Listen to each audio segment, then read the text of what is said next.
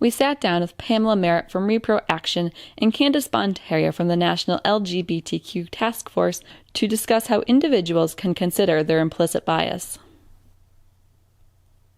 I always recommend, starting with the self and doing the hard work with yourself and asking yourself the uncomfortable questions, whether it's like alone with a licensed therapist who is preferred, about really learning about what do you hold, what are the stigmas that you hold, what are the prejudices that you've been taught, what are the things that come up for you, because we all have them. Like you can't get to the age of going to medical school without experiencing some type of indoctrination along the way, whether you know that it's there or not. You're always listening, like your spirit's always listening.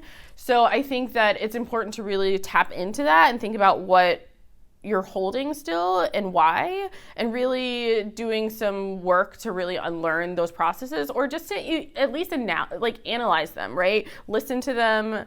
It's something that I've been doing for the last, 15 years, of just really doing the hard work of like, why do I feel this way when I hear this, or when I see this person, or what is happening, and doing that interrogation. And it's super uncomfortable, but it's a process that we have to do if we want to get to a different place. So cultural competency is so important and so key to being a good healthcare provider.